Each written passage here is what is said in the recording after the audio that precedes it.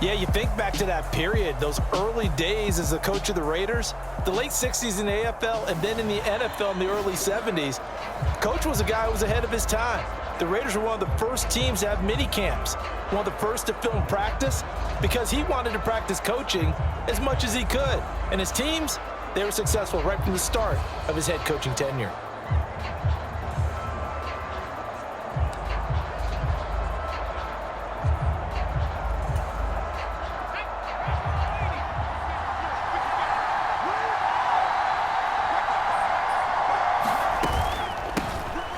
It'll be Sanders to begin the drive. And that play going absolutely nowhere as he's belted before he could get out of the backfield.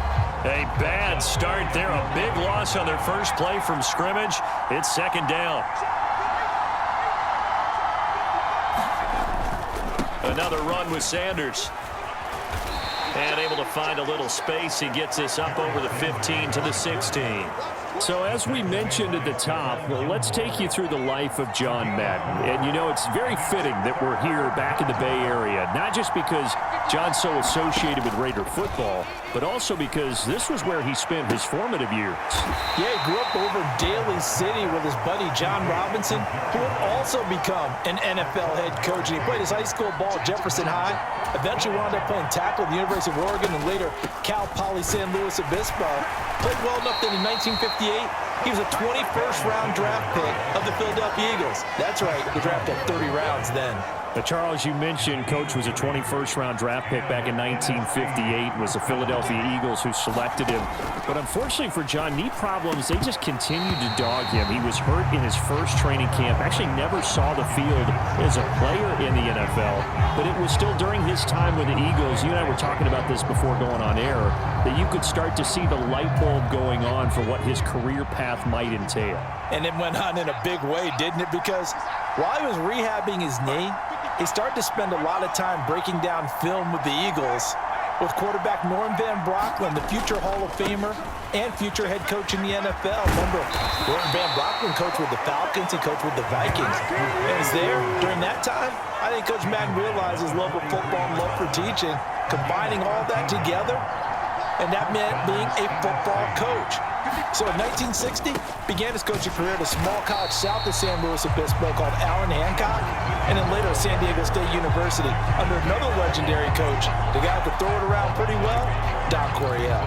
Charles, you know, it was in the early 1960s that a young John Madden made the acquaintance of the owner of the Oakland Raiders, one Al Davis, of course, and the two, they really bonded, would become one of the best owner-coach duos in NFL history. And to take it a step further, Al Davis became someone who John referred to as his best friend. Yeah, in 1967, Brandon, Al Davis hired Coach Madden to be a linebackers coach. Remember, this was still the AFL at that point. We had not merged totally with the NFL. And Coach Madden, he paid dividends almost immediately. Helped the Raiders win the AFL title in 1968. And that meant a date with the Green Bay Packers in what was now known as Super Bowl II. But by 1969, at the age of 32, just 32, Brandon, John Madden assumed the mantle of head coach of the Oakland Raiders. And what a ride he, the Raiders, and the NFL were about to go on. Wishnowski on to punt as he sends this one away. That'll go as a punt of 42, 7 on the return. And the AFC will take over, 1st and 10. So, Charles, as mentioned, we've got another Coach Madden over here on the AFC sideline. Of course, his Raiders, members of the AFC West. So this is a conference he battled in for his entire career. And you think about the landscape of the NFL as he was getting into the back half of his tenure. It was a golden era for coaches. You had Don Shula, Tom Landry, Chuck Noll, Bud Grant. But it was John Madden who had the best winning percentage of them all, CD, 759, the best ever. Brandon, it's hard to believe he could be so successful in a conference with all those great teams. The Steelers won 4 Super Bowls. The Dolphins won 2 and were a mainstay in the playoffs. The Colts were tough. The Broncos came on late and went to a Super Bowl themselves. But against Hall of Fame coaches, John Madden's record, 36, 16, and 2. That's pretty incredible. His Raiders were a factor each and every year. And he's going to be brought down back at his own 6-yard line. Kevin Green What a play by him. That's going to go as a loss of 13. Didn't have the greatest field position to start, did they? And now, after this sack, it's way, way worse. And right off the bat, first play of the game.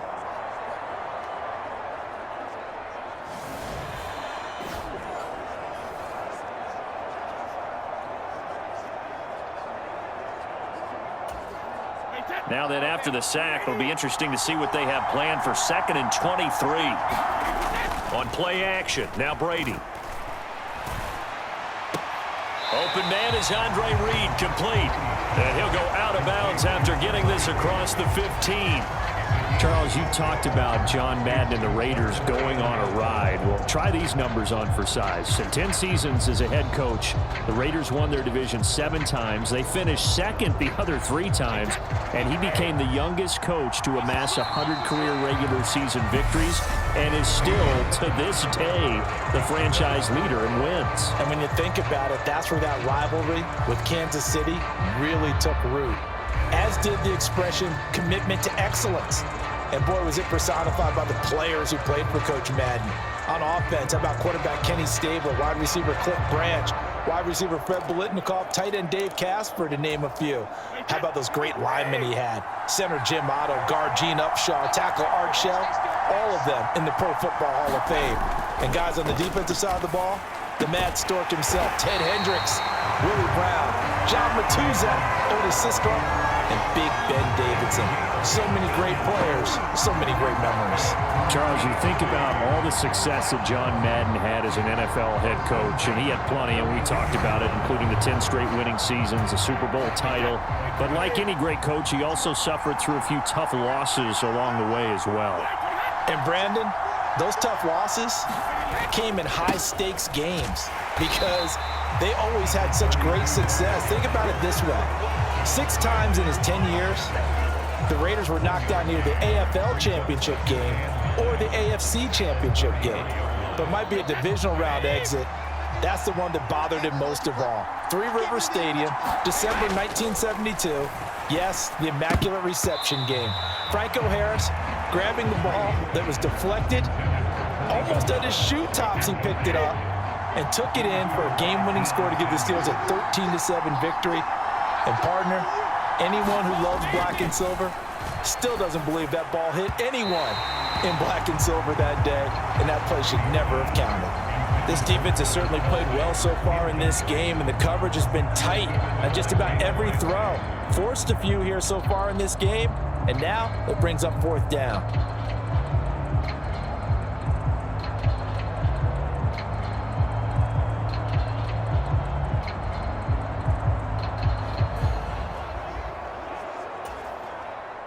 On is the Hall of Famer Ray Guy to punt this away on 4th down.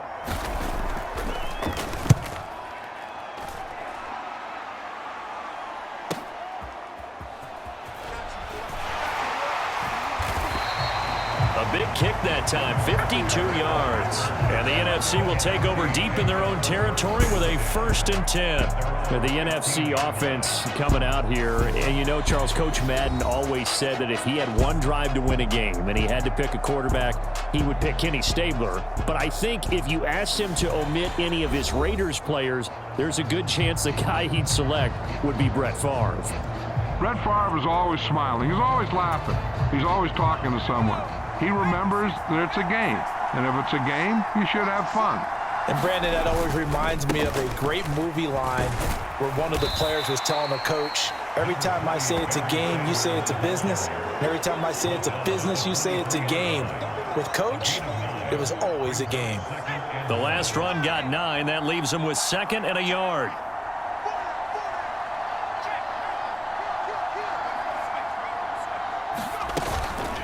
On the counter now, it's Sanders. And he is going to be stopped cold behind the line of scrimmage. He winds up giving a yard back there, and now it's 3rd and 2. 2 minutes remain here in the first half of the John Madden Legacy game. We'll be back. Hey, we want to let you know, give you a fair warning that coming up at halftime, the folks at EA Sports have put together a very nice package in tribute to Coach Madden. So make sure you stick around for that. Again, coming up at halftime. And that is incomplete. Every offense tells you they want to come out and start fast. That's not unusual at all. But this group, they've yet to get much rolling through their first 2 drives. It looks like they're going to have to give up the football again after this. And they're going to fake it from deep in their own territory.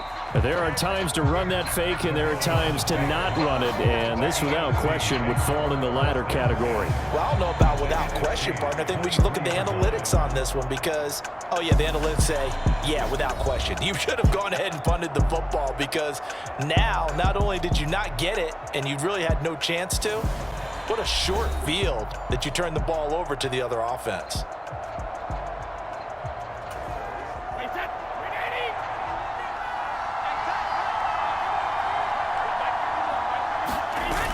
Now a toss play, Allen. And he is going to lose yardage here. That's going to go as a loss of 6, and it'll set him back for second down. The CD, we spoke of some of the Raiders' tough playoff losses through the decade of the 70s, but for one shining season, they put it all together, and that was 1976. You remember a 13-1 regular season, a memorable playoff win over New England. They dominated the Steelers 24-7 in the AFC title game, and then a meeting with the Minnesota Vikings in Super Bowl 11.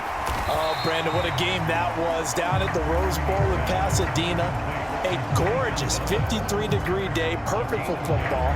Raiders get out to a 16-0 lead at the half, and Clarence Davis, no relation, although I would certainly claim him strong on the ground, 137 yards rushing. How about Freddie Blitnikoff, the MVP of that game, catching everything that came his way? Kenny Stabler running the offense with precision, and we all remember the one that sealed it. The grand old man himself, Willie Brown, with the laser-focused eyes, picking off Fran Tarkenton and taking it 75 yards for a touchdown. 32-14 the final score. Raiders had their first Super Bowl title, and we got the iconic shot of Coach Madden being lifted on the shoulder pads of his players and carried aloft as a Super Bowl champ. Vinatieri's kick is good, and we have action on the scoreboard just before halftime. It's 3-0.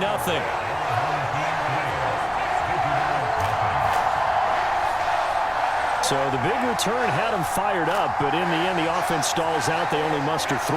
Yeah, the excitement was there after the return, but they didn't move the ball at all after that. They didn't even get a first down. And after the made field goal, here's Adam Vinatieri to kick it away. Fielded just outside the goal line. And he'll be stopped up at the 25.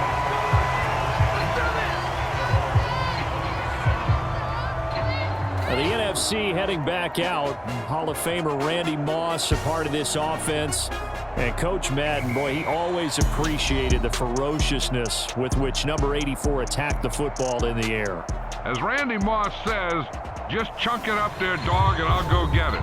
And, Coach, boy, did he ever go get it. Over 15,000 receiving yards, 156 touchdowns. And how about this? From his rookie year of 1998 until 2009, those were his prime seasons, right?